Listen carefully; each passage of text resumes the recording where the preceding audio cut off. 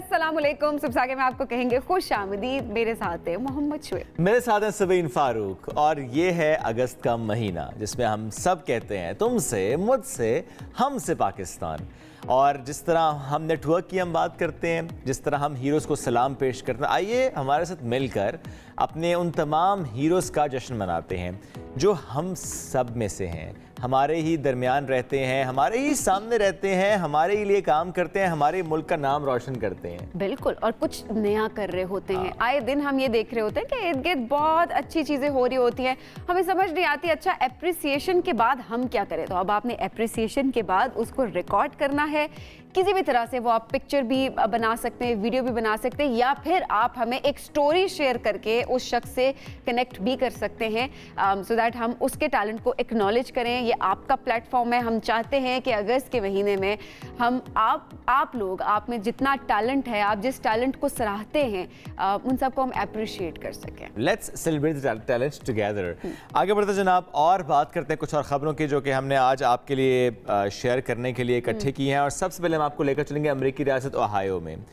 एक hot air balloon है और घर पर गिरते गिरते वो बचा है। ये फुटेज सामने आई वो है। जो फिल्मी सीन अक्सर जिसको कहते हैं ना फिल्मी सीन, वो एक्चुअल वाला फिल्मी सीन हुआ। और जो वायरल वीडियो है उसमें ये देखा जा सकता है कि जो गुब्बारा है वो लैंडिंग के दौरान एक मकान के बिल्कुल ऊपर आ जाता है, ताहम वो बाहिफाजत उड़ने में कामयाब हो जाता है और फिर जो है वो उसकी लैंडिंग हो जाती है बाहिफाजत। तो ज़ाहिर है उसमें जितने भी लोग बैठे हुए तो महफूज रहे।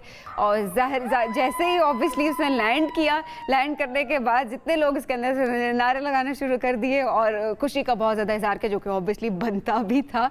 एडवेंचर जब करते हैं तो जाहिर सी बात है कि इस तरह की चीज़ें आपके माइंड, वैसे खौफ आपके माइंड में चल रहा होता है, और जब इस तरह का खुदा न खास्ता कोई मिसहैप होने लगता है तो फिर चीज़ें जो हैं वो मामलात वैसे ही ख़राब हो जाते हैं। बाय द वे मुझे बहुत विजुअल खूबसूरत लगा ये। आई मीन ऑनेस्टली मुझे तो खूबसूरत लगा है जिस तरह वो आया और लैंड किया। ऑनेस्टली मुझे तो अच्छा लगा। It was scary.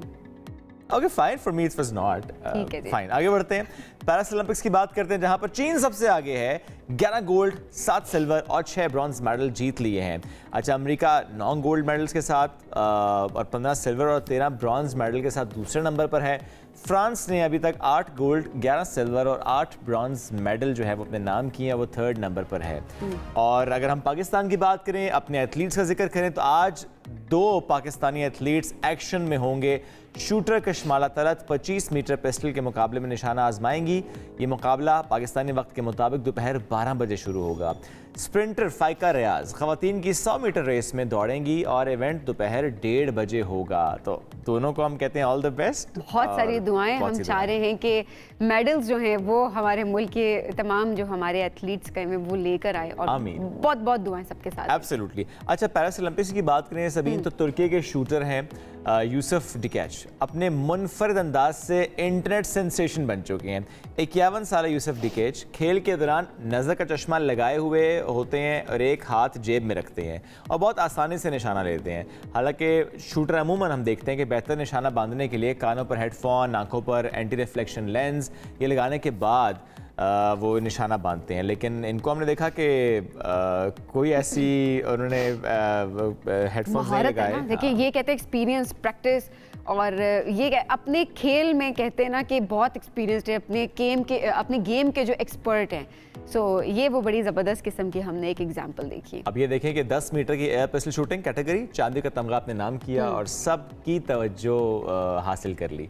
आगे बढ़ेंगे, ये तो हमने एक ज़बरदस्त शूटर की बात की है। अच्छा, अगर हम इसी इवेंट की बात करें, पैरिस ओलंपिक्स की बात करें, तो वहाँ पर चोरी के वाक़यात रिपोर्ट हो रहे हैं। ओलंपिक्स विलेज में चोरी के वाक़यात रिपोर्ट हो रहे हैं। सिक्योरिटी है वहाँ पे शुएब, लेकिन उसके बावजूद जो है वो आए दिन वहाँ पर जो है वो एक तरह से वारदातें जो है वो रिपोर्ट हो रही हैं। जापानी खिलाड़ी शादी के जेवरात और नकदी रकम होती है उससे वो महरूम हुआ। अच्छा, शादी के जेवरात क्यों थे उसके पास? That's a question. अच्छा, वो ठीक है, थे किसी रीजन की वजह से। मे बी वो शादी में जो उनके जेवरात थे वो लेकर गए होंगे, मे बी वहाँ पे के पहनते होंगे, मे बी। मतलब यू नेवर नो, जो भी थे, लेकिन देखिए जस्टिफिकेशन तो कुछ है नहीं कि हाँ, एहतियात बहुत जरूरी है। जो आप बात करें कि हाँ, जहाँ पर भीड़ हो और ऑब्वियसली आप खुद जाहिर सी बात है एक तरह से परफॉर्म कर रहे हैं या आप बिजी हैं, तो उस पर ख्याल करना एक इम्पॉर्टेंट चीज़ है, but at the same time इतनी सिक्योरिटी के बाद इतना बड़ा इवेंट और वहाँ पर इस तरह से चोरी की वारदातें रिपोर्ट होना, तो ये बड़ा क्वेश्चन है। अर्जेंटीना के जो फुटबॉल टीम के खिलाड़ी हैं वो भी लूट लिए गए हैं,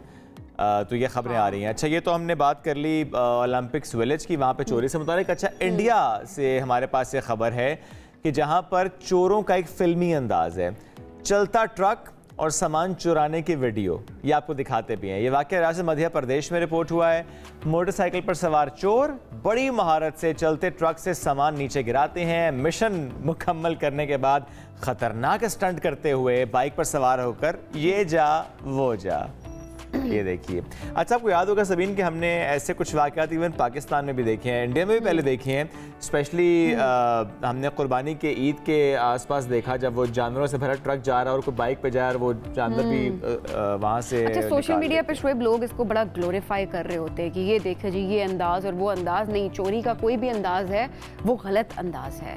अब किसी की मतलब एक तरह से अमल ही गलत है और किसी की मेहनत की कमाई और इस तरह से आप उसको चुरा कर ले जाएं, तो ये इसको ग्लोरीफाई नहीं करना चाहिए। और स्पेशली बच्चों के पर्सपेक्टिव से कि बच्चे भी देख रहे हैं सोशल मीडिया पे, तो बड़ा रिस्पॉन्सिबिलिटी के साथ हमें एक्ट करने की ज़रूरत है, क्योंकि आए दिन इस तरह की चीज़ें बच्चे जी फिल्मों से ही चीज़ें सीख रहे होते हैं। इन्होंने भी, इनके दिमाग में भी कहाँ से चीज़ें आई, शायद किसी ऐसे वीडियो से, शायद किसी आई डोंट नो, शायद किसी ऐसे, बॉलीवुड में अक्सर ऐसे होता है, तो शायद वहीं से इंस्पिरेशन होगी इनकी।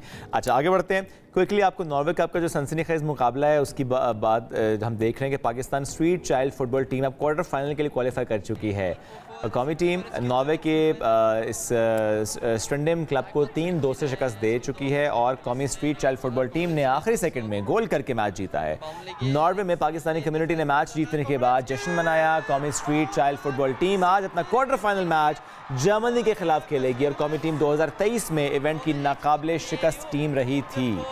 अब लेट्स सी कि आज क्या परफॉर्मेंस रहती है। और अभी हम देख भी रहे हैं कि बहुत ज़्यादा एंथुजियास्टिक है। हमारे शो में भी आए थे प्लेयर्स, हमारे शो पे जब आए थे वो जो तभी इतने ज़्यादा एंथुजियास्टिक थे कि हम जो है इस मरतबा, क्योंकि हम कहते हैं फाइनल पे पहुंच जाते हैं उसके बाद जीत के नहीं आते, तो इस दफ़ा हमने कहा था अब आप फाइनल में जा रहे हैं और अब जो है वो टीम जीत के वापस आएगी, तो वो बस उनके वो बड़े स्टेप बाय स्टेप आगे बढ़ रहे हैं। अभी हम ब्रेक की तरफ बढ़ेंगे, जब ब्रेक से वापस आएंगे फिर हम बात पाकिस्तान के मौसम और मौसम की वजह से होने वाली तबाही से मुतालिक बात करेंगे। Stay with us. Welcome back after the break. बात करते हैं पाकिस्तान में इस वक्त मौसम की। कराची से आगाज करते हैं, जहां हमने देखा कि रात बारिश के बाद बादलों का राज है और जो रात को बारिश हुई थी उसके बाद हमने देखा कि बहुत सी सड़कें, बहुत से इलाके हमने देखा वहाँ ज़ेर-ए-आब आ गए थे, पानी जगह जगह पे खड़ा हुआ था, हम देख रहे थे। और कराची की जिस तरह हम पहले भी बात करते हैं कि जो मेन रोड्स हैं वहाँ पर भी देखा जाए, जहाँ पर डेली बेसिस पे बहुत बिजी रोड्स होती हैं और वहाँ पर भी देखा जाए कि थोड़ी सी बारिश होती है बहुत ज़्यादा पानी वहाँ पे, चाहे मेजना रोड हो, कारसाज रोड हो, टीपू सुल्तान रोड हो, वहाँ पे हमने ये देखा अतराफ में जो भी मूसलाधार बारिश हुई तो उसके बाद वहाँ पर पानी जमा हो गया। Sarjani town, north Karachi, new Karachi, Liaquatabad, बहुत से इलाके ऐसे जहाँ पर बिजली गायब हो गई। और ये तो हमने बात कराची की है और वहाँ पर मौसम की तबाही और फिर बारिश के बाद का इम्पैक्ट। अगर हम पंजाब की बात कर लें तो वहाँ पर भी बेशतर शहर ऐसे हैं जहाँ पर बादल बरसे हैं। बिहाड़ी, फोर्ट अब्बास, पाकपतन, बहुत से आसपास के इलाके जहाँ पर गरज चमक के साथ बारिश हुई। और अगर मैं बात लाहौर की करूँ तो लाहौर में जिस तरह कल पूरा दिन हम देखते रहे कि बारिश के बाद चूँकि ज़ाहिर है वहाँ पर 44 साल का रिकॉर्ड टूटा था और वहाँ पर तकरीबन 350 मिलीमीटर बारिश हुई थी और उसके बाद हमने देखा कि वहाँ पर कई घंटे पानी खड़ा रहा। बहुत से इलाके ऐसे जहाँ पर बिल्कुल ऐसे मंजर था जैसे तालाब हो या मंजर था कि दरिया जा रहा हो। कहाँ था पानी? ये कहाँ था? मुझे तो कोई पानी नजर नहीं आ रहा शोएब। अच्छा, चूंकि वीडियो बहुत वायरल हो रही है तो मैं इस पर आऊँगा। मैं ज़रा चाह रहा था ये हम शाकिर से पूछ लेते कि शोएब मिला या नहीं मिला। शोएब ने क्या बताया है? Shakir, good morning. लाहौर का मौसम आज कैसा है?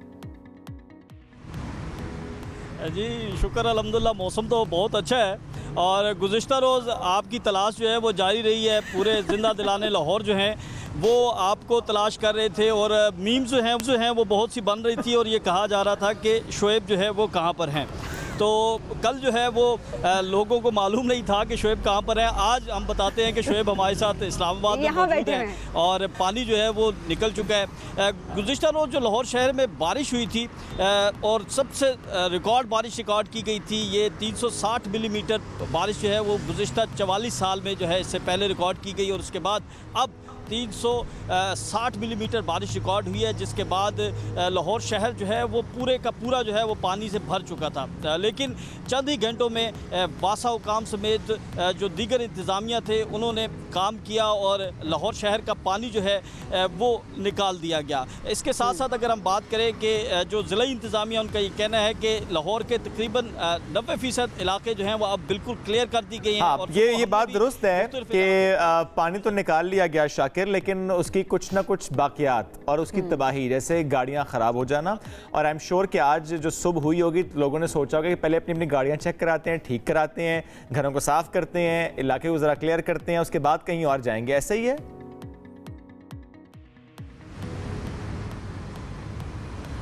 जी शाकिर, आप सुन पा रहे हैं?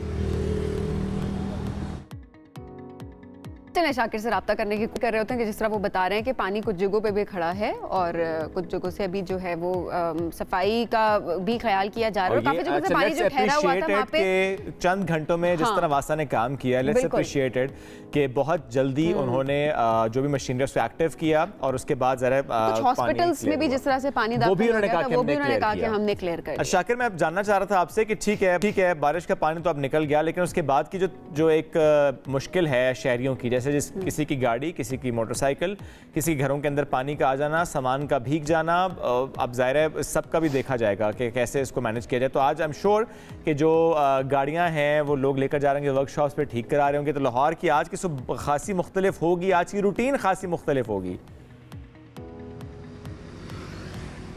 जी शोएब, बिल्कुल हम गुज़िश्ता 10 साल से जो हैं वो मुसलसल रिपोर्टिंग करते हैं जब भी मानसून की बारिशें होती हैं। इस मरतबा बारिश भी सबसे ज़्यादा हुई और जो इंतज़ामात हैं वो भी सबसे अच्छे हमें दिखाई दिए हैं। गुज़िश्ता 10 सालों के दौरान जो है वो लाहौर शहर में निकासी आब के हवाले से जो भी हुकूमत आई उसने बड़े तरजीही बुनियादों पर इक़दाम किए। शहबाज हुकूमत की बात की जाए, बुज़दार हुकूमत की बात की जाए, तो दोनों हुकूमतों ने जो है वो बड़े ज़बरदस्त इक़दाम किए थे। लाहौर शहर में मुख्तलिफ़ मकामात पर जो हैं वो अंडरग्राउंड टैंक्स बनाए गए थे, जिसकी वजह से अब लाहौर शहर में पानी जो है वो ज़्यादा देर तक खड़ा नहीं रहता। और इसके साथ साथ वासा हुकाम और LWMC के जो नुमाइंदे हैं वो उन जगहों पर तैनात किए जाते हैं जो कि लाहौर के नशेबी इलाके हैं। कल हमने ये देखा कि लक्ष्मी चौक जो कि तारीख़ी हवाले से हर मरतबा ये होता था कि 4 से 5 से 7 फुट तक पानी खड़ा होता था और सबसे पहले जो है वो लक्ष्मी चौक को क्लियर किया गया। उसके बाद लाहौर का वारिस रोड है, यहाँ ये भी नशेबी इलाका, यहाँ पर भी पानी खड़ा होता है। यहाँ पर भी तकरीबन 3 से 4 घंटों में इसको क्लियर कर दिया गया। करतबा चौक, कज़ाफ़ी स्टेडियम में आज हमने सुबह विज़िट किया, वहाँ पर पानी ज़रूर मौजूद है। इसके साथ साथ कुछ पानी जो है वो वाल्टन रोड पर मौजूद है। लेकिन लाहौर के जो अक्सर इलाके हैं, जो नशेबी इलाके हैं, वहाँ से पानी का निकासी आप जो है वो मुमकिन बना ली गई है। दूसरी जानिब नुकसानात की बात की जाए तो नुकसान ज़रूर हुआ है। गुज़िश्ता रोज़ लाहौर के निशात कॉलोनी में एक नौजवान जो है वो करंट लगने की वजह से जाँ बहक हुआ है। इसी तरह एक फेज़ 7 के अंदर जो है वो शख्स जाँ बहक हुआ है और एक गज्जू मता के अंदर जो है वो घर की कच्ची जो छत थी वो गिरी और उसमें एक छोटी और ऐसे वाक़यात रिपोर्ट हुए हैं। शुक्रिया शाकिर, आपने हमें अपडेट किया सिर्फ बारिश के बाद की सूरत हाल, बल्कि जो नुकसान हुआ उससे मुतालिक आप हमें अपडेट कर रहे थे। अच्छा, थोड़ा सा हम नॉर्थ की बात भी करते हैं। ओवरऑल अगर हम पाकिस्तान की बात करें, जब हम तूफ़ानी बारिशों का जिक्र करते हैं, मानसून स्पेल की बात करते हैं, तो ऐसे में NDMA ने एक अलर्ट जारी किया है जिसमें अर्बन फ्लडिंग और मकामी नदी नालों में तूफ़ानी का खदशा ज़ाहिर किया गया है। बहरे अरब और खलीज बंगाल से मानसून का जो सिलसिला है वो 5 अगस्त तक वस्ती और जनूबी हिस्सों में दाखिल होगा, जिसके नतीजे में मुल्क के बेशतर इलाकों में गरज चमक के साथ बारिश होगी। तूफ़ानी बारिशों से मुख्तलिफ जो नशेबी इलाके हैं, नदी नाले हैं, उसमें तो नदी नालों में तुग़यानी नशेबी इलाके ज़ेर आब आने का ज़रा खदशा है। इस्लामाबाद, रावलपिंडी, लाहौर, पेशावर, कई शहर ऐसे हैं जिसमें अर्बन फ्लडिंग का खदशा जाहिर किया गया है। पहाड़ी इलाकों में लैंड स्लाइडिंग का इम्कान है। इस पर बात करेंगे। NDMA के lead technical doctor Tayyab Shah हमारे साथ मौजूद है। डॉक्टर साहब, बहुत शुक्रिया। और तैयब, जब भी कोई एक्टिविटी कहीं पर होती है, जिस तरह हम चित्राल से मुतालिक भी कुछ खबरें देख रहे थे कि दूर दराज के इलाके, वहाँ पर हमने देखा कि फ्लडिंग और इसी तरह बहुत सारे इलाके, एक फ़ौरन से पोस्ट हम सोशल मीडिया पर देखते हैं कि यहाँ पर तबाही हो गई, वेयर इज़ NDMA। थोड़ा सा बताएं कि जब भी ऐसी कोई एक्टिविटी हो रही होती है, जब भी हम मानसून की बात करें, इट्स नॉट जस्ट कि हमने अलर्ट जारी करा, ज़रा हमें काम भी करना है। NDMA क्या कर रहा होता है ऐसे में? पहले मैं नेशनल डिज़ास्टर मैनेजमेंट स्पेक्ट्रम की थोड़ी सी आपको मैं रोशन करूं। डिज़ास्टर मैनेजमेंट स्पेक्ट्रम जो है वो 3 टियर अप्रोच है, जिसमें फर्स्ट रिस्पोंडेंट्स हमेशा डिस्ट्रिक्ट है, and then the second respondents provinces, and the third respondents comes जो है NDMA है। तो नॉर्मली जो लोकलाइज इवेंट हैं तो उसकी response agency is basically the concern district administration and then it comes towards the provincial disaster management authority. और कोई नेशनल स्केल का डिज़ास्टर हो तो उसमें नेशनल डिज़ास्टर मैनेजमेंट अथॉरिटी आती है। अच्छा। In terms of coordination efforts NDMA की अगर मैं बात करूं तो in the month of March NDMA already एक मेट्रोलॉजिकल प्रोजेक्शन, हमने एक robust meteorological projection for the 6 months Pakistan की हमने प्रोवाइड कर दी, जिसमें हमने ऑलरेडी ये प्रोजेक्शंस थी कि पाकिस्तान की जो नॉर्थ ईस्टर्न पंजाब है, Pir Panjal range, Azad Jammu and Kashmir and also the central part of Punjab, south eastern part of the Sindh, ये वो एरियाज़ हैं जहाँ पे एक्सपेक्टेड है कि ज़्यादा बारिशें होंगी, particularly in the end of July and also in the first half of अगस्त। इसके तहत हमने डिफरेंट कोऑर्डिनेशन की एफर्ट्स की, जिसमें से we had a number of different simulation exercises हमने कंसर्न प्रोविंसेस में की अ नंबर ऑफ डिफरेंट जितने भी रिस्पोंडेंट्स हैं, आइदर वो प्रोविंशियल लाइन डिपार्टमेंट्स और नेशनल लाइन डिपार्टमेंट्स, उनको हमने वो सिनेरियोज हमने उनके सामने पेंट कर दिए कि ये सिनेरियोज अनफोल्ड हो सकते हैं और उनके अकॉर्डिंगली जितनी भी रिस्पॉन्स एफर्ट्स। सेकेंडली हमने एक रोबोस्ट अगर मैं कहूँ प्री स्टॉकिंग हमने करवा दी और स्टॉक टेकिंग ऑफ प्रोविंसेस कि आपकी जितनी भी रिलीफ आइटम्स हैं या जितनी भी लॉजिस्टिक रिलीफ आइटम्स और रिस्पॉन्स बेस्ड जो भी हमारी एफर्ट्स हैं वो कम्प्लीटली वहाँ पे मौजूद हों। एंड सिमिलरली हमारा एक नेशनल डिज़ास्टर रिस्पॉन्स कमेटी भी है, डिज़ास्टर रिस्पॉन्स कमेटी, जिसमें जितने भी कंसर्न डिपार्टमेंट्स हैं, provinces and also the national जितने भी लाइन डिपार्टमेंट्स हैं, उनको भी हम कंटिन्यूसली कोऑर्डिनेशन एफर्ट्स में हम उनको बताते रहते हैं ऑल जितनी भी हमारी रिस्पॉन्सेस हमने मोबिलाइज़ करनी है एंड ऑल्सो जो वेदर प्रोजेक्शंस हैं। तो देयर नंबर ऑफ एक्टिविटीज़ और जिसमें हमने coordination is a major activity. ठीक है, बहुत सारी चीज़ें जो कि आपने एलैबोरेट कर दी कि जब पूछा जा रहा होता है कि इंडिया में क्या कर रहा है तो जाहिर सी बात है वो आपने अच्छे से एलैबोरेट कर दिया। अब ज़रा जो अलर्ट जारी किया उस हवाले से बताएं, कहाँ पर ज़्यादा बारिशों का खदशा है और कब तक है ये स्पेल, कब तक रहेगा?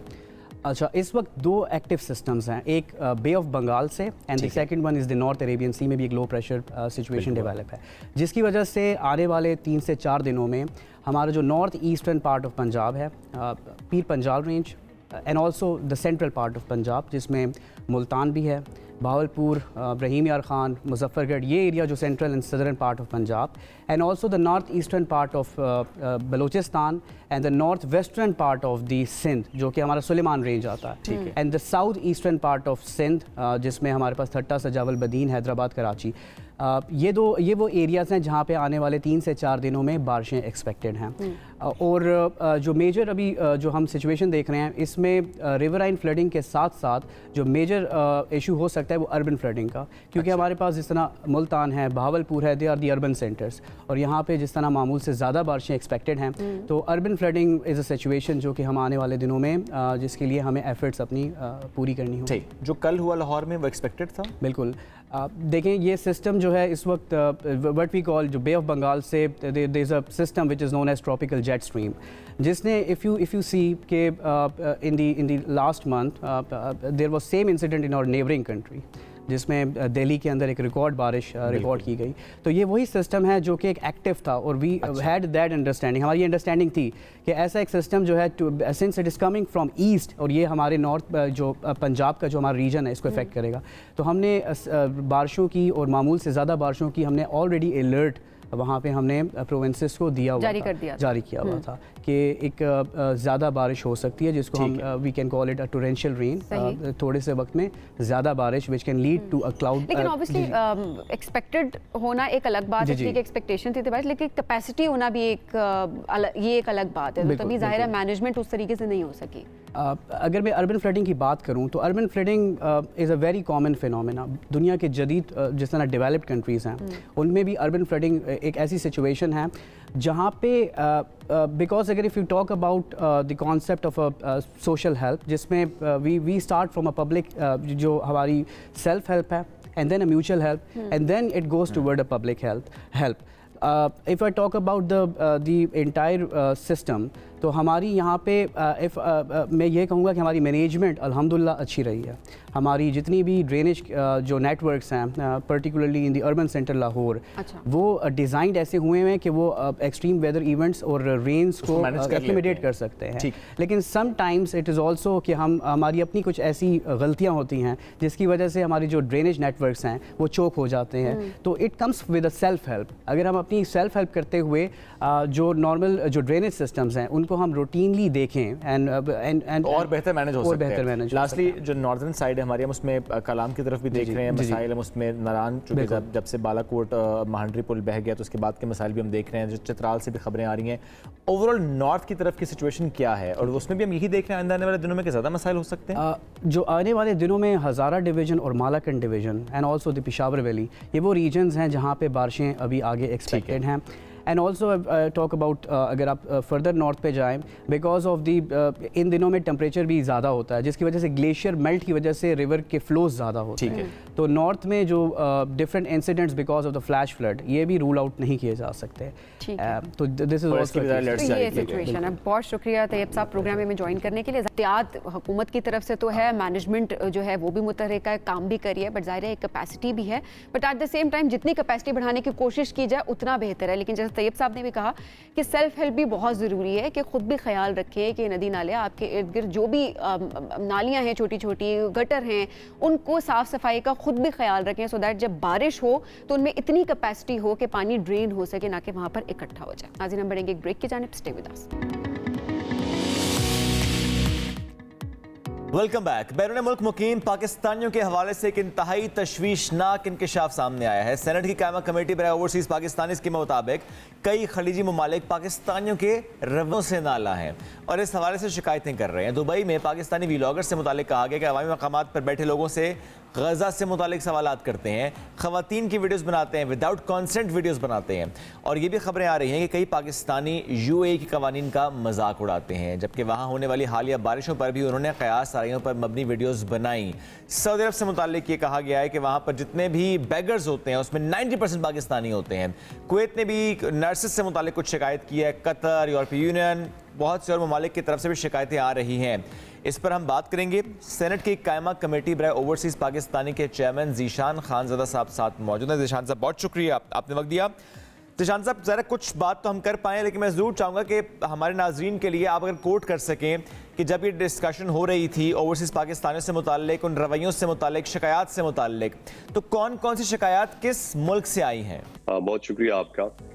ये आपने बड़ा अच्छा सवाल पूछा कि क्या क्या शिकायत हैं, क्योंकि यही तो कमेटी का काम होता है, ओवरसाइट कमेटी है, तो आपने देखना है कि भाई कौन सी चीज़ इसमें इम्पोर्टेंट है और कौन सी चीज़ नहीं है। जैसे आपने नर्सेज की बात की, तो वो मेरे ख्याल से एक रूटीन बिजनेस वाली कंप्लेंट्स होती है, क्योंकि कुछ नर्सेज या कुछ जो कैंडिडेट्स होते हैं उनको शायद उस तरह से वो परफॉर्म नहीं कर पाते हैं, या उनकी एक्सपेक्टेशंस जो उनसे की जाती हैं उस तरह के नहीं होते, तो वो ठीक है। लेकिन इसमें और बड़े, अब जैसे आपने ये बेगर्स वाली बात की, तो ये तो बड़े अरसे से इसको, मतलब एटलीस्ट 1-2 साल से तो मैं सुनता आ रहा हूँ हमारी कमेटीज में भी, और पहले इसको सीरियस नहीं लिया गया, बल्कि जब इसको जब मिनिस्ट्री ने इसके बारे में कहा तो ज़ाहिर बात है फिर रिपोर्ट्स इस तरह की आई कि ये पाकिस्तानियों के ऊपर इल्ज़ाम लगाया जा रहा है और इस तरह की चीज़ें। अब जाके जब लोगों को समझ आई है कि जी ये तो एक हकीकत है और हमने इस पे जाके हुकूमत पे कोई सीरियस स्टेप्स लेने हैं, तो अब इस पे जो है तो हर जगह से बातें हो रही हैं। तो इसके अलावा जो मैं समझता हूँ इस टाइम पे जो ज़्यादा अलार्मिंग इशू है वो जो हमारे UAE की तरफ से एक मैं समझता हूँ कि कंप्लेंट आई है, और वो यही है कि उनके जितने भी क्रिमिनल केसेस उधर हो रहे हैं, तो वो कह रहे हैं कि जी 50% केसेस में पाकिस्तानीज इन्वॉल्व होते हैं। अब ये मिनिस्ट्री की तरफ से हमें बताया गया है, जिस तरह कि मैंने कहा कि इसको अभी हमने फर्दर देखना है कि इसमें किस किस्म के क्रिमिनल केसेस की वो बात कर रहे हैं, किस मीडियम के जरिए उन्होंने ये चीज़ अगर कोई बात की है या शेयर किया है हुकूमत के साथ, तो इस पे हमें बता दिया जाए। तो इस तरह की चीजें हैं, मैं समझता हूँ कि हमें इसको देखना पड़ेगा एक एक चीज को। ज़ीशान साहब बिल्कुल ठीक है, आपने जिक्र कर दिया कि यूए की मिनिस्ट्री की तरफ से इस तरह की चीज़ें रिपोर्ट हुई हैं, क्राइम से मुतल्लिक भी आपने बात की, किस नौयत के क्राइम है वो भी देखा जाएगा कि किस नौयत के, बट किस चैनल के थ्रू, जो बाकी ममालिक की भी आप बात करें, क्या डॉक्यूमेंटेड फॉर्म में चीज़ें आई हैं, क्या हमारे पास कौन से स्टैट्स और क्या फैक्ट हमारे पास मौजूद हैं? जी, मिनिस्ट्री यूएई मिनिस्ट्री की तरफ से नहीं, हमारी जो ओवरसीज मिनिस्ट्री है, हमारी मीटिंग में उन्होंने हमें ये कहा है, स्टेटमेंट दी है। बाकी जिस तरह आपने कहा, तो हमने कमेटी ने भी उनसे यही चीजें मांगी हैं कि ये तो एक बहुत बड़ी स्टेटमेंट है, तो इसको आप जरा सपोर्टिंग डॉक्यूमेंट्स दें और हमें बताएं कि ये क्या किस नौयत के ये केसेस हैं और किस चैनल के थ्रू। फॉरेन ऑफिस ऑब्वियसली इसमें इन्वॉल्व होता है, एम्बेसीज इन्वॉल्व होती हैं, तो और काफी चीजें होती हैं, क्योंकि तभी जाके आप मतलब ये आपको पता चल जाता है। ज़ीशान साहब, without evidence, without any document, इस तरह एक स्टैंडिंग कमेटी में आके बात कर देना, जो भी मेंबर्स वहाँ पर मौजूद होते हैं, ज़ाहिर है बड़े वो कहना चाहिए कि जिम्मेदारी के साथ बात करनी होती है। अगर कोई डॉक्यूमेंट नहीं था, आपको नहीं लगता ये बात फिलहाल होनी नहीं चाहिए थी इस कमेटी में, जब तक डॉक्यूमेंट ना हो, चूंकि इससे सुबकी होती है, इससे बदनामी होती है, इससे नदामत होती है?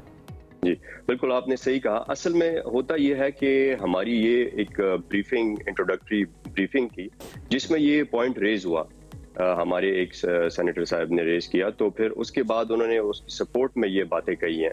तो ये एजेंडा पे ये जब चीजें होती नहीं है, तो जारी बात है फिर उनकी भी उस तरह डॉक्यूमेंटेशन उनके पास होती नहीं है।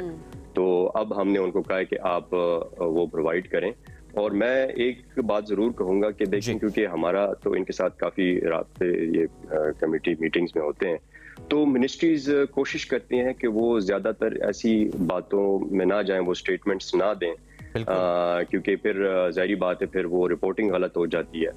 तो मैं ये कहूंगा कि हाँ जी हाँ, तो मैं ये कहूंगा कि हमने ना इनको टाइम देना होता है, और जिस तरह आपने कहा, जाहिर बात है कि इनको मतलब स्टेटमेंट दी है तो पीछे कुछ ना कुछ तो इनके पास डॉक्यूमेंट्स मुझे तो ये लगता है कि टाइम देना चाहिए था, और जब तक चीज डॉक्यूमेंटेड सामने ना आती, ठोस सबूत ना होते जिसकी बेसिस पे बात की जा रही होती, स्टैट्स होते, फैक्ट्स होते, उसके बाद इसको जाहिर है पब्लिकली इस चीज को सामने आ, क्योंकि मैं सोशल मीडिया देख रही थी, सोशल मीडिया से कई दिनों से हम देख रहे हैं कि इस तरह की खबरें सामने आ रही हैं पाकिस्तानियों से, तो आपके मुल्क के अपने इमेज के ऊपर बात आती है, जिसपे सबको रिस्पॉन्सिबिलिटी के साथ एक्ट करना बहुत इंपॉर्टेंट है। लेट्स सपोज अगर हम खुदा ना खासा, अल्लाह ना करे कि ऐसा हो कि डॉक्यूमेंटेड फॉर्म में आए या इस तरह की कोई संगीन सूरत हाल हो, लेकिन अगर डॉक्यूमेंट कोई कर देता है, कोई स्टैट्स आ जाते हैं, फैक्ट्स आ जाते हैं सामने, जो ऑफिशियल डॉक्यूमेंट होता है, उसके बाद हमारे पास क्या हम क्या स्टेप्स ले सकते होंगे, क्या ऑप्शंस होंगे कि हम उसको कंट्रोल कर सकें, मैनेज कर सकें, बेहतर कर सकें? देखिए, सबसे पहली बात तो ये है कि हमने उनसे ये भी पूछना है कि अगर ये पिछले 2-3 साल से ये सारी चीज़ें चल रही हैं, या जब से भी ये मसाइल चल रहे हैं, तो पहले तो हमने ये पूछना कि आप बताएं आपने इसके बारे में अभी तक किया क्या है। पहला सवाल हमारा ये होगा। तो वो बताएंगे अपने जवाब में कि उन्होंने कोई स्टेप्स लिए या नहीं लिए। अब आगे फिर क्या करना है, अब ये तो उनके जवाब सुनने के बाद ही हम फिर अपने रिकमेंडेशंस दे के, अभी तक तो उन्होंने यही कहा है कि फ्यूचर के लिए उन्होंने अभी तक ये सोचा है कि एक कमेटी बनाएंगे जो अभी तक जो ओवरसीज के जितने भी इश्यूज हैं, क्योंकि इसमें इतने डिपार्टमेंट्स इन्वॉल्व होते हैं, इंटीरियर भी इन्वॉल्व होता है, फॉरेन ऑफिस भी होता है, तो उनको एक 1.1 विंडो चीज चाहिए, जिसमें उन्होंने और कमेटी बनाई जाएगी। तो वो नहीं, पीएम साहब ने एक कमेटी बनाई है, जिसमें कैबिनेट कमेटी बनाई है, जिसमें SIFC जो है तो वो भी एक मेंबर है। उनको इम्प्लीमेंटेशन के लिए मेंबर्स चाहिए होते हैं इस तरह के। तो चलिए, अच्छी बात है, वो तो उन्होंने एक प्लान किया हुआ है, देखते हैं अब आगे ये। और इसमें ज़ीशान साहब एक मामला और भी है, ठीक है, अभी एविडेंस तो आना बाकी है, किस मुल्क से क्या डॉक्यूमेंट आता है वो आना बाकी है, बट स्टिल ये तो हमने देखा है गल्फ से रिपोर्ट होते हुए कि पाकिस्तानियों के बजाय बांग्लादेश, इंडिया और दीगर ममालिक के जो एम्प्लॉयज़ हैं उनको फौकियत दी जाती है। कुछ सालों से हम ये रिपोर्ट होता देख भी रहे हैं।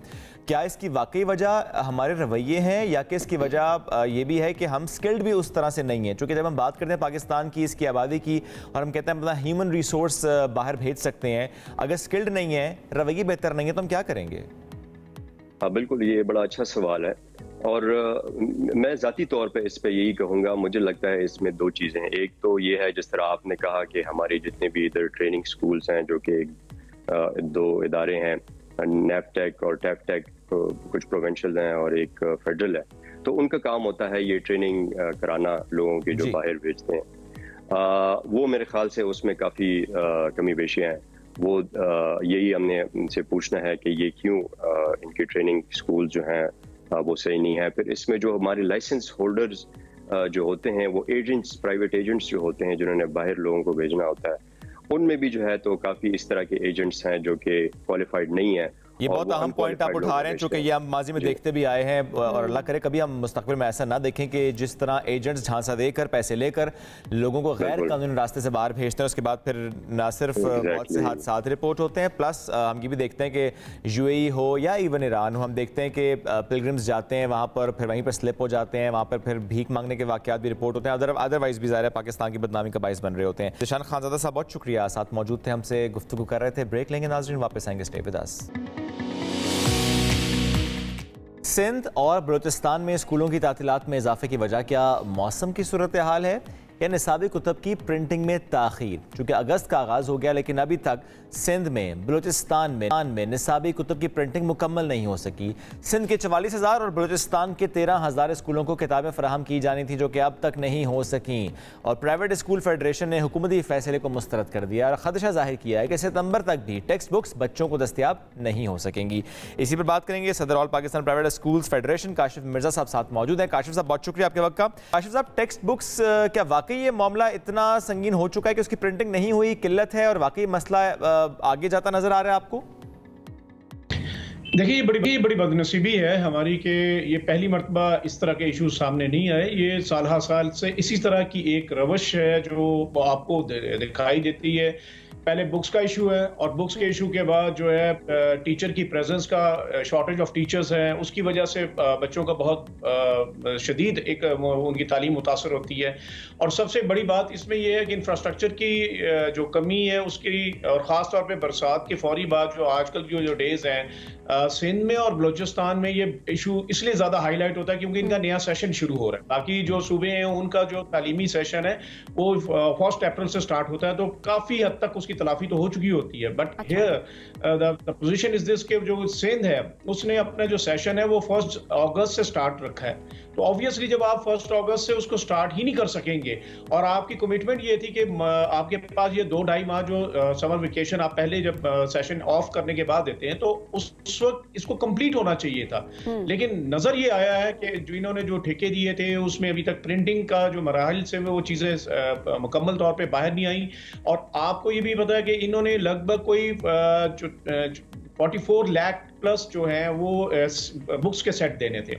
अब ये कब प्रिंट होंगी, कब मार्केट में आएंगी, कब पेरेंट्स की एक्सेस होगी और वो या जो है सरकारी स्कूल उन तक ये पहुंचेंगी, इसमें जो नजर आ रहा है वो तो सितंबर से भी शायद आगे चले जाए, और खदशा ये है कि सितंबर मिड तक भी ये चीजें शायद डिलीवर ना हो पाए। और जाहिर सी बात है ये तो स्टूडेंट्स का नुकसान है सीधा सीधा, और इस पे कोई सवाल उठाने वाला, आवाज उठाने वाला कोई दिखाई नहीं दे रहा। वजूहात आपको क्या लग रही हैं, और ये क्या हर साल भी ये मामला आप देख रहे होते हैं, हर साल हो रहा होता है, तो उस टाइम पर क्या स्टेप्स लिए जाते हैं और अब इस मरतबा क्या, किस तरह से इस पे काबू पाया जा सकता है? देखिए, जहाँ तक तो सरकारी बुक्स हैं ना, वो तो ऑब्वियसली जो टेक्स्ट बोर्ड हैं, सरकारी तालीमी अदारे जितने भी हैं, जो अगर हम सिंध में देखते हैं लगभग 44,000 के करीब हैं, और फिर हम ये देखते हैं 13,000 तो बलूचिस्तान में, प्लस अगर इसमें अगर आप उनके डिस्ट्रिक्ट के स्कूल शामिल कर लें और फाउंडेशन के स्कूल करें तो ये 14,500 बनते हैं। तो इसका मतलब ये कि इनको पता है, और सिर्फ ये मैं बात सिर्फ इन 2 सूबों की नहीं कर रहा, ओवरऑल पूरे पाकिस्तान का ये अलमिया है। इवन पंजाब के अंदर भी, केपी में भी ये जो है हर साल ये इशू रहता है। जो अगर यहाँ पे अगर 1 अप्रैल को सेशन शुरू होता है तो मई जून तक, इवन के समर वेकेशन के नजदीक आते आते कई आर्टिकल, कई बुक्स ऐसी होती हैं जिनकी शॉर्टेज होती है। तो ये क्यों होता है? क्या काशिफ साहब इसकी वजह ये है कि थोड़ा सा करिकुलम चेंज होता है, निसाब में तब्दीली होती है, कोई अपडेट्स होती हैं? पुअर मैनेजमेंट कहेंगे जी, इसकी गवर्नेंस के इशू हैं। अगर जो चीज अगर 2-4 माह बाद आप कर सकते हैं तो इसका मतलब है कि आपकी गवर्नेंस या आपके ब्यूरोक्रेटिक जो एक सिस्टम ऐसा बन चुका है और जो नजर आता है कि वो काशिफ साहब आपकी एसोसिएशन इन्फ्लुएंस क्यों नहीं कर पा रही? देखिए, जहां तक तो हमारा ताल्लुक है ना, जो प्राइवेट सेक्टर के लिए तो करिकुलम के हवाले से प्राइवेट पब्लिशर मौजूद होते हैं मार्केट में, तो जो प्राइवेट स्कूल्स के लिए ऑप्शंस मौजूद हैं, क्योंकि उन्होंने करिकुलम आपको बताना है और उससे रिलेटेड जो भी बुक है, चाहे वो तो प्राइवेट स्कूल्स यानी मुतासिर नहीं होंगे? यकीनन मुतासिर होंगे, लेकिन उतने मुतासिर इसलिए नहीं होंगे क्योंकि कुछ बुक ऐसी हैं, आर्टिकल जो कि वो प्राइवेट पब्लिशर के ले सकते हैं। गवर्नमेंट का इश्यू ये होता है कि उन्होंने टेक्स्ट बुक बोर्ड ही की बुक्स जो हैं वो अपने बच्चों को देनी है, वो कोई दूसरी पब्लिशर की नहीं कर सकता। हमारे पास ये एक ऑप्शन जरूर है कि अगर कोई बुक अवेलेबल नहीं है तो वो दूसरी ऑप्शन मौजूद होगी। यानी काशिफ साहब इसका फर्क काशिफ साहब शायद इसलिए भी नहीं पढ़ रहा होता क्योंकि आधी ज़्यादा चीज़ें तो आपको स्कूल के अंदर से मिल रही होती हैं, उसके बाद शॉप्स आइडेंटिफाई करके आपको प्राइवेट स्कूल्स की तरफ से व्हाट्सएप पे आ जाता है कि ये लिस्ट ऑफ शॉप्स हैं जहां पर आप जाकर अपने बच्चों के लिए यूनिफॉर्म या किताबें कॉपियां आप वहां से खरीद सकते हैं जिसमें मोनोग्राम लगा हुआ हो। ये भी एक वजह है? नहीं, इसका उससे ताल्लुक इसलिए नहीं है क्योंकि बहुत सी जो बुक्स हैं वो हमें टेक्स्ट बोर्ड ही की लेनी पड़ती हैं, जैसे उर्दू है, इस्लामिक स्टडी है और मैथ, और ख़ास तौर पे जो हमारे जो अफोर्डेबल स्कूल हैं, लो कॉस्ट स्कूल हैं, वो मोस्टली जो है टेक्स्ट बोर्ड ही की बुक्स लेते हैं। तो एक तो बात ये है कि मैंने ये कहा है कि उतने मुतासर नहीं होंगे, इसका डजंट मीन कि मुतासर नहीं होंगे, मुतासर बिल्कुल होंगे। और टेक्स्ट बुक बोर्ड की शॉर्टेज में अभी आपको बताऊँ, बलोचिस्तान के अंदर भी अगर आप देखते हैं तो नवंबर में इनका 8th का जो सेंट्रल एग्जाम है, तो वहां 2 चलते हैं, एक विंटर है और एक समर वाले हैं। तो जो समर वाले हैं उनकी तो अभी तो बुक्स जो है ही नहीं, और उनका जो सेशन है वो 1 अगस्त को ओपन होना था, लेकिन वो भी हम एक्सपेक्ट कर रहे हैं सितंबर तक बात जाएगी। जो विंटर जोन वाले स्कूल हैं उनके, जो कि उन 14,000 में से लगभग 8-9 हजार हैं, उनका तो अभी नवंबर में 8th का सेंट्रल एग्जाम होने जा रहा है। और आप ये देखिए कि इस वक्त भी उनके 3 से 4 आर्टिकल ऐसे हैं जो अभी भी मार्केट में अवेलेबल नहीं है। तो इसका मतलब है वो बच्चे जो 8th का सेंट्रल एग्जाम देंगे उनकी तो तालीम बहुत मुतासिर होगी। सेम 9th-10th के अंदर भी जो चाहे वो प्राइवेट, और सिर्फ आप कह रहे हैं कि पुअर गवर्नेंस का इशू है जिसकी वजह से ये हो रहा है, तो we really wish and hope कि इस मसले को सीरियस लिया जाए, क्योंकि जब भी हम पाकिस्तान के मुस्तकबिल की बात करते हैं तो हम उसमें ये ज़रूर जिक्र करते हैं कि तालीमी जो मैदान है, तालीमी जो निज़ाम है उसमें बेहतरी की ज़रूरत है, उसमें रिफॉर्म्स की ज़रूरत है। और ज़ाहिर है अगर हम हर साल यही बात करें कि टेक्स्ट बुक्स की जो प्रिंटिंग है उसमें ताख़ीर है, थोड़ा सा मुझे लगता है इस चीज़ पे भी बात होनी चाहिए कि अगर कोई काम नहीं भी कर रहा तो आपने अपडेट्स कितनी ली थ्रू आउट, और जब बिल्कुल एंड में आके हम इस मसले के ऊपर हमेशा क्यों बात कर रहे होते हैं कि जी अब ये सेशन शुरू होने लगा है, अब किताबें मौजूद नहीं है, अब ये मसाइल सामने है, वो तो पीक पे आ जाता है। उससे पहले अपडेट लेना, शोर मचाना, काम कराना, काम करवाना, बेसिकली वो कितना मैटर करता है। सो मेरा ख्याल है अब ये कि हम ये कहें कि अच्छा ये नहीं हुआ, अब जरा इन चीजों पे बात हो कि ये क्यों नहीं हुआ और कितने लोग इसके अंदर इन्वॉल्व है, रिस्पॉन्सिबिलिटी आती थी कि वो अकाउंटेबल ठहरा सके। बिल्कुल, बहुत शुक्रिया काशिफ साहब साथ मौजूद थे, हमसे गुफ्तगू कर रहे थे। नाज़रीन, हमें आगे बढ़ना है और बात करते हैं पैरिस ओलंपिक्स की। यहाँ पे दिलचस्प मुकाबले जारी हैं, उसमें हम देख रहे हैं कि चीन सबसे आगे है, फ्रांस और जापान जो हैं वो उसके बाद हैं, और इसी तरह हम अगर पाकिस्तान की बात करें तो इससे पहले कि हम पाकिस्तानी दस्ते से मुतालिक बात करें, अपने मेडल्स की जो रसाई तक की जो कोशिश है उस पर बात करें, रिपोर्ट आपको दिखाएंगे, फिर बात करेंगे। पेरिस ओलंपिक्स में ताहाल गोल्ड मेडल से महरूम पाकिस्तानी दस्ता आज 2 मुख्तलिफ मुकाबलों में विक्ट्री स्टैंड तक पहुंचने की कोशिश करेगा। कौमी शूटर कशमाला तलत आज 25 मीटर वुमेन पिस्टल मुकाबलों में इन एक्शन होंगी। Kashmala Talat Asian shooting championship में सिल्वर मेडल जीतने के बाइस आलमी मुकाबलों में बराह रास्त क्वालिफाई करने में कामयाब हुई हैं।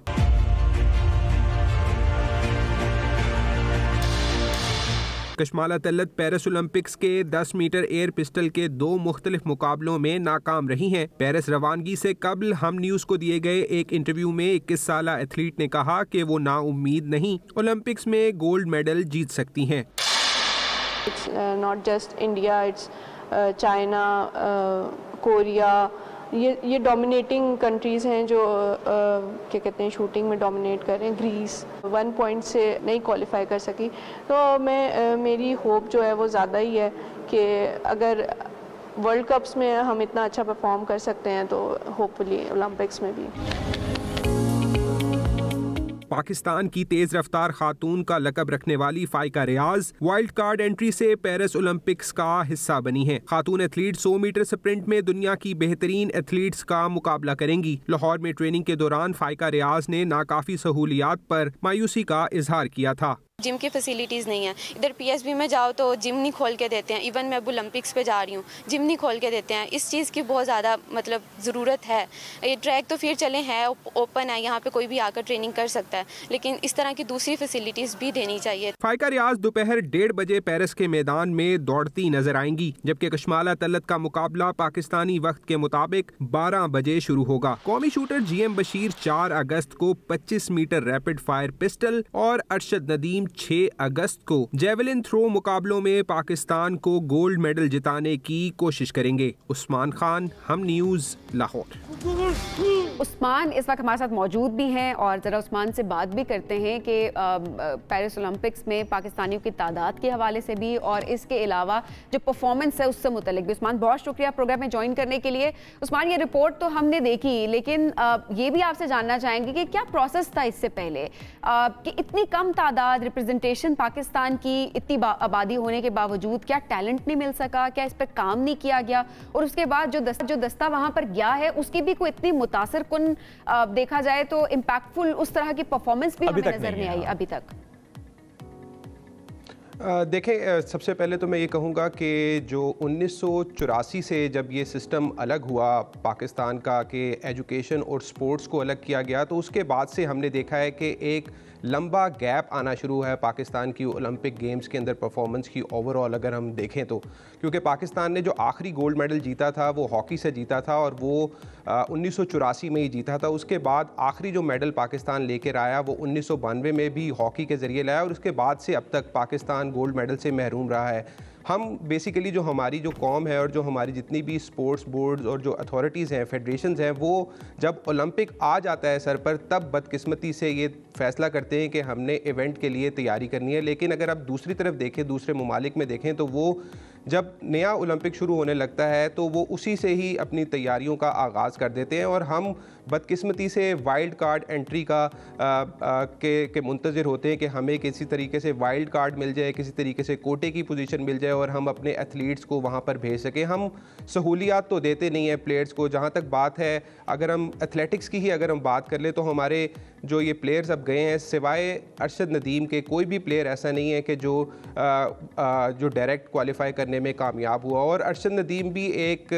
एक्स्ट्रा ऑर्डिनरी टैलेंट थे जो उभर कर सामने आए और उसमें मैं समझता हूँ कि कोई फेडरेशन और जो स्पोर्ट्स बोर्ड की जो अथॉरिटीज़ हैं और जो यहाँ पर हमारा सिस्टम है वो इस काबिल नहीं है कि हमारे जो प्लेयर्स हैं वो उस लेवल पर जाकर कम्पीट कर सके। अभी हाल ही में जो परफॉर्मेंसेस अभी पाकिस्तान के दस्ते ने दी हैं उसमें आप स्विमर्स की पोजीशन देख लें कि वो भी बाहर ट्रेन हो रहे थे। अहमद दुरानी दुबई के अंदर थे और वो पाकिस्तान की तरफ से उन्होंने रिप्रेजेंटेशन की 200 मीटर जो फ्री स्टाइल स्विमिंग का मुकाबला था उसके अंदर वो सबसे पीछे रहे हैं। तो इसकी वजह यही है कि हम यहाँ पर हमारे पास पंजाब के अंदर और लाहौर जो सबसे बड़ा पंजाब का शहर है वहाँ पर एक स्विमिंग कॉम्प्लेक्स है और वहाँ पर भी बच्चों को इजाज़त लेनी पड़ती है वहाँ पर ट्रेनिंग के लिए और पानी का वहाँ पर बड़ा मसला है। ठंडा पानी, अगर सर्दियों में ट्रेनिंग कर रहे हैं तो वो पानी गर्म नहीं होता। तो ये बड़े मसाइल हैं जो स्विमर्स को और फिर जाहिर सी बात है इसके बाद तनकीद जो है जाहिर है वो हम बहुत ज़्यादा कर रहे होते हैं। मुझे बड़ा अफसोस हो रहा था सोशल मीडिया पर जब मैं देख रही थी कि लोग तनकीद कर रहे थे कि जो स्विमिंग मुकाबला था उसमें सबसे आखिर में पाकिस्तानी एथलीट बाहर निकले, उन्होंने मुकम्मल किया। सो वो एक जो कैंपेन भी चलाई जा रही थी, बात भी हो रही थी। हम इन फैक्टर्स पे नहीं बात करते हमेशा कि हमने क्या दिया इन एथलीट्स को जो हम इनसे एक्सपेक्ट कर रहे हैं। आप कुछ दें, इन्वेस्ट करें, उनके लिए उनको रिसोर्सेज फराहम करें, तो उसके बाद हाँ क्वेश्चन भी बनता है कि सब कुछ प्रोवाइड किया जा रहा था और उसके बाद हमारे एथलीट्स ने परफॉर्म नहीं किया। सो ये वाली बात बड़ी परेशान कुन सामने आई कि जब ओलंपिक सर पे आ जाता है और उसके बाद जो है वो हम तैयारियां देख रहे थे कि वाइल्ड कार्ड एंट्री हो जाए या बस किसी तरह से कुछ लोग तो चले जाएं, रिप्रेजेंटेशन हो जाए पाकिस्तान की। उस्मान शुक्रिया साथ मौजूद थे। हमें ब्रेक की तरफ बढ़ना नाज़रीन, वापस आएंगे, stay with us. Welcome back जी। सबसे आगे मैं आपको कहेंगे खुश आमदीद। अच्छा, हंसते खेलते बच्चे, एनर्जेटिक बच्चे सबको अच्छे लगते हैं। अच्छा, कुछ लोगों को नहीं भी अच्छे लगते, वो कहते हैं जी हाइपर एक्टिव बच्चा है, शरारतें बहुत ज्यादा करता है, आराम से बैठ जाए। बच्चे कुछ होते हैं जो हाइपर एक्टिव। देखिए, एक्टिव और हाइपर एक्टिव में फर्क है ना, वो बड़ा फर्क होता है। अच्छा, अब ये होता है कि बाज़ औक़ात हम खुद से इस चीज़ को कर रहे होते हैं कि फलाना बच्चा है, अच्छा इसका वेट बहुत ज़्यादा है, बहुत मोटा है, जिसकी वजह से बहुत लेजी रहना शुरू हो गया। कुछ मोटे बच्चे लेजी नहीं भी होते। हाँ, तो अब ये एक मिथ की बात कर रही हूँ ना सिर्फ। अमूमन जो है हम जो बातें कर रहे होते हैं, बच्चों को टैग लगा रहे होते हैं, हम ये बात कर रहे होते हैं ये मोटा है इसलिए ये लेजी है, सुस्त है, और इसके अलावा ये जो पतला बच्चा, अच्छा क्योंकि इसका वेट इतना नहीं है तो ये बच्चा जो है बहुत ज़्यादा एनर्जेटिक है। तो जाहिर है इसके ऊपर साइकोलॉजिकल इम्पैक्ट पेरेंट्स के ऊपर भी आता है और जाहिर है बच्चों के ऊपर भी आता है। और साथ साथ मैंने तो ये भी देखा है, वैसे ये तो आज हम टॉपिक इस पर बात करें कि मैंने तो अक्सर ये भी देखा है कि ये भी होता है कि अच्छा जी ये बच्चा मोटा है तो उसमें जोर बहुत ज़्यादा है कि नहीं, ये बच्चा स्ट्रॉन्ग बहुत ज्यादा है, और जो बच्चा पतला है हम कह रहे होते हैं इसमें तो जान ही नहीं है, ये क्या करेगा। ये बात दुरुस्त है, ये कहा जाता है। तो क्या वाकई जो वेट है बच्चे का वो उसकी एक्टिवनेस के साथ अटैच होता है या नहीं होता? आज हम इस मौजू पर गुफ्तगू करेंगे। आप हमें कॉल भी कर सकते हैं अगर आप कोई सवाल आप करना चाहते हैं। डॉक्टर रेहान किबरिया साथ मौजूद। डॉक्टर साहब बहुत शुक्रिया, आपने वक्त दिया। डॉक्टर साहब, ये वाकई जो वेट है क्या इसका ताल्लुक होता है बच्चे की एक्टिवनेस के साथ, कि कम होगा या ज़्यादा होगा तो उसका एक इम्पैक्ट होगा उसकी एक्टिवनेस पे? जी, first of all thanks for having me. जी बिल्कुल, मेरे ख्याल में इस वहम को हमेशा के लिए once and for all clear कर लेना चाहिए। वेट का डायरेक्टली इस किस्म की बातों से रिलेशन नहीं है कि बच्चा एक्टिव है या नहीं है। एक मोटा बच्चा उतना ही समझदार और एक्टिव हो सकता है जितना कोई पतला बच्चा हो सकता है। Same goes for the other, it can go the other way around. But the point being कि हमें सबसे पहले डिफ्रेंशिएट कर लेना चाहिए कि बच्चों को आप किसी हेल्दी वेट कैटेगरी में फिट कर रहे हैं या उसको पैथोलॉजिकल कैटेगरी में फेल कर रहे हैं।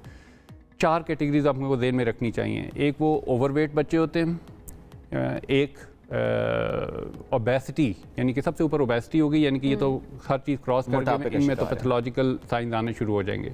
ओवरवेट, इसमें थोड़ा सा आपके पास गुंजाइश है कि बच्चा वापस नॉर्मल वेट की तरफ भी आ सकता है और ओबेसिटी की तरफ भी जा सकता है। नॉर्मल वेट और नॉर्मल से कम फिर मतलब मैल नूरिश या अंडरवेट।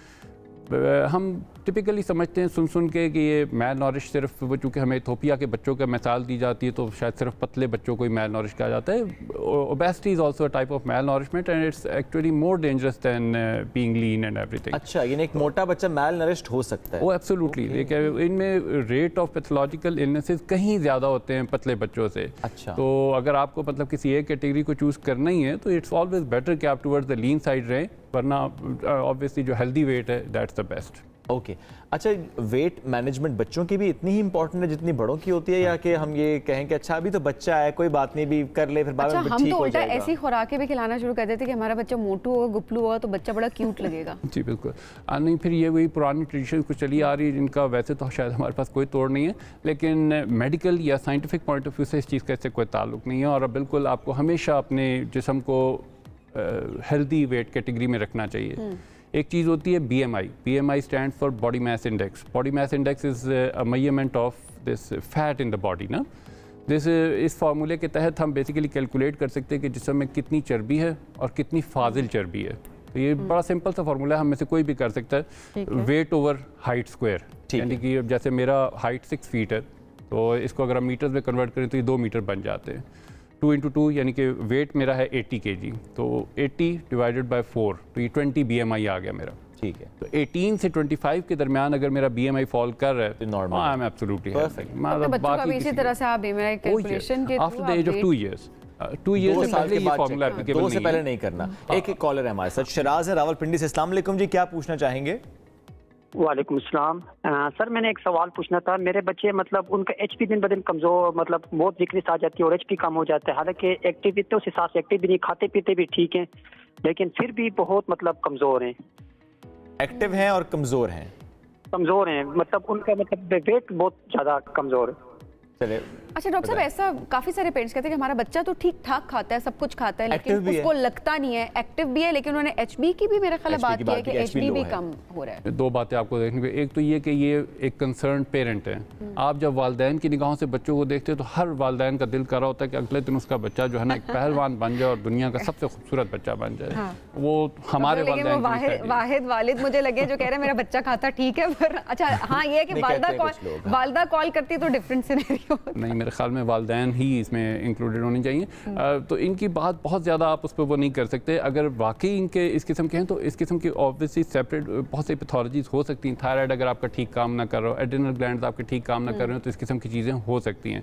और अगर आप वाकई श्योर हैं कि इनका बच्चा एक्टिव होने के बावजूद इस किस्म के मसले हैं ये वो, तो ऑब्वियसली आपको फिर कुछ टेस्ट करवा के उससे प्रोसीड क्या वाकई कोई इशू होगा? चूँकि हम ऐसे बहुत से बच्चे देखते हैं, मेरा अपना एक भतीजा है, माशाल्लाह वो खाने पीने में बहुत अच्छा है, बल्कि हमें हर वक्त नजर आता है वो खा पी रहा है, बट वो बहुत स्लिम, बहुत ही ज़्यादा स्लिम और एक्टिव, वो सुपर एक्टिव, बल्कि हमें हाइपर एक्टिव लगता है। तो क्या वाकई ये मुमकिन है, कोई इशू होगा, या कि नेचुरल आपकी वो एक जीन्स में होता है कि अच्छा आप बस स्लिम स्मार्ट ही होंगे?